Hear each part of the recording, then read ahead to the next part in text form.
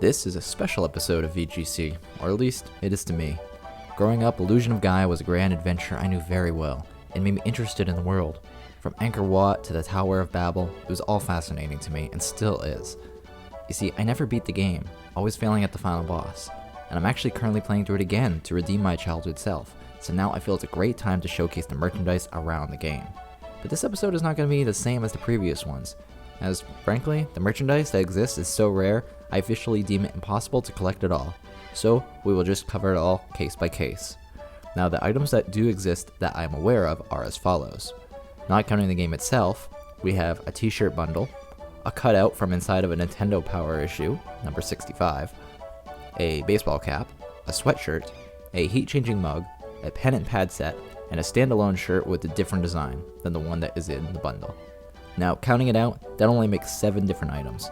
There may be more that I'm unaware of, but this really seems to be it. Now, the T-shirt bundle was for the United States and had a limited release. The exact number is unknown, but today is very uncommon and will cost you a couple $100 if you do find it. You can find the shirt by itself though for $20 to $50 loose. Now, while on the product, you can see that it shows this weird black and blue shirt with stars in the logo, but the shirt itself, as you can see here, has much more detail to it, featuring Freedom and Shadow. Now, if that's too expensive for you, then you really only have one other option, which is to buy a copy of Nintendo Power issue 65 for around $15. And you can find inside a really cool pull-out flyer that includes game details, photos, and even a $10 off coupon. The coupon won't do you any good, of course, but if you notice, the game costs $70 at launch. So now I bet you really appreciate today's game prices a bit more. Now, that really only leaves one more potential item though that you can actually buy, which is the heat-changing mug. You see, I found one that was sold in 2015 for $100. It's the only one I actually even know of. It was originally $8 back in the day through the Nintendo Power Supplies catalog, so a turnover $100 is pretty nice.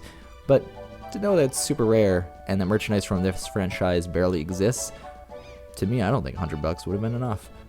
But hey, if you happen to find one, I would grab it, because you may never see this mug again. More likely, I bet you'll find maybe 1 or 2 tops in the next decade.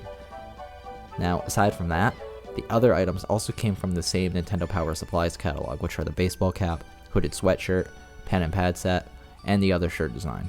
So those 4, technically 5 if you split up the pad and pen, I've never seen in the wild, so I can't verify their existence other than what the catalog says. So, not to say that they don't exist, I just don't know of any in the wild that are out there.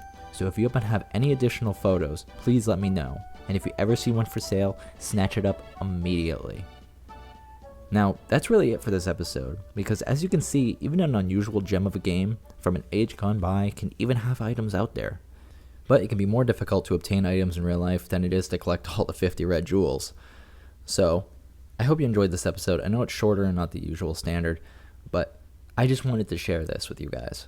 So, I'll see y'all on the next episode of VGC, and take care.